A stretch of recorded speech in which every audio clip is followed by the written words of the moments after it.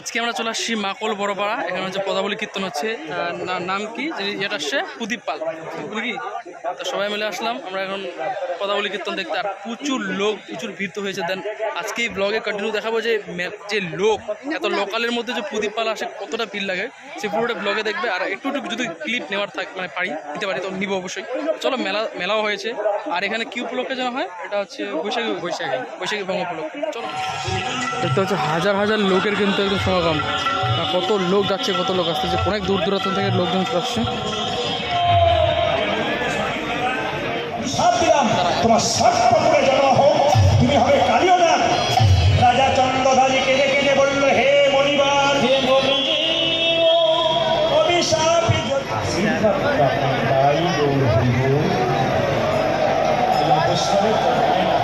সেই কালীয় না বাস করছে কোথায়? বৃন্দাবনে কালীদহের জন্য।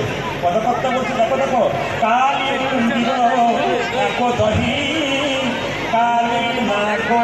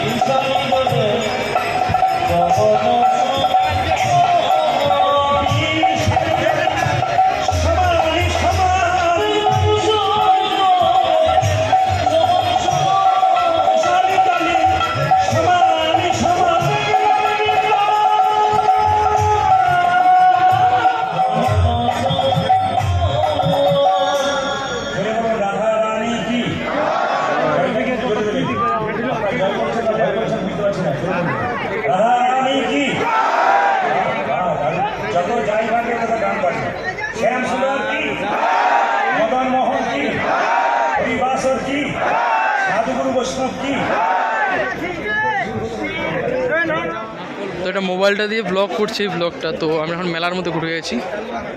মেলাতে যে লেভেলের সেই লেভেলের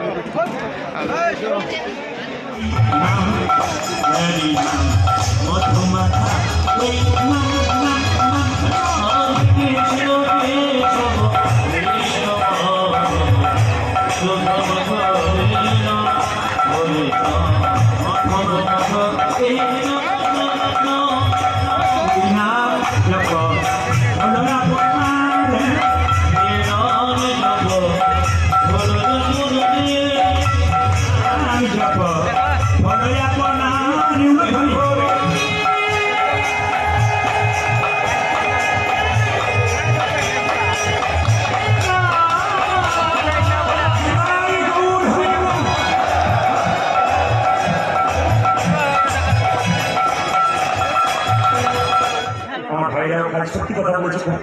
কিন্তু আমি বলতে চাই যারা এখন পর্যন্ত মাছ মাংস ডিম খান তাদের জন্য একটা কথা বলতে চাই, আপনারা করবেন কিনা আমার যুক্তিগুলো দেখবেন। শিক্ষিত ব্যক্তি অনেক আছেন, যুক্তিগুলো দেখবেন। আচ্ছা ভাইয়া, আপনার আঙুল কাটলে ব্যথা লাগে না লাগে না? জোরে বলুন, জোরে বলুন।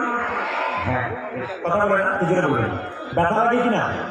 আচ্ছা, আপনাকে যদি কেউ বলে যে আপনার আঙুলটা কেটে দিন আমি জোর করে খাবো, আপনি দেবেন? আপনার আঙুলের খুব মায়া, আর যার গলাটা চিপে কাটছেন তার মায়া নাকি? তার কষ্ট লাগে না? একটা পাখিকে বা পশুকে যখন মারছেন, যখন গলাটা কাটছেন, আপনার অন্ধকার রাত্রি কেউ যদি ধরে কি হবে? কত ভয় আপনার হয়।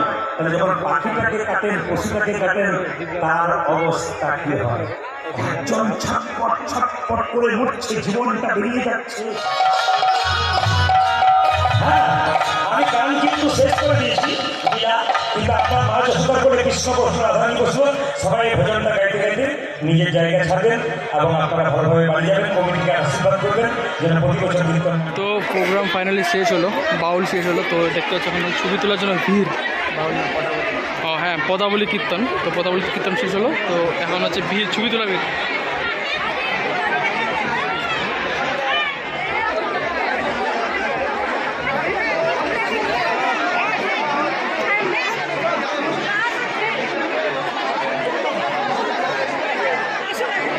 অনেকক্ষণ ধরে টোগ্রাম দেখলাম, তো দেন এখন আমরা একটু রেস্ট করছি। তো আর এখন প্রচুর ভিড় চলছে রাস্তাটা, তার দেন আমরা ওই জন্য যাচ্ছি না। তো ভাবলাম যে মেলাটাতে ঘুরবো, মেলাটাতে ঘুরে টুরে তারপর বাড়ি চলে যাবো। তো ঠিক আছে, তো চলো এখন মেলাতে ঘুরবো। আর প্রচুর ভিড় লেগে গেছে, রাস্তাটা পুরো জাম একদম, আর প্রচুর হাজার হাজার লোকের একদম সমাগম হয়েছিল, হাজার হাজার লোক না। হাজার হাজার লোক। তো চলো, আর আজকে মোবাইল দিয়ে ব্লগ হচ্ছে।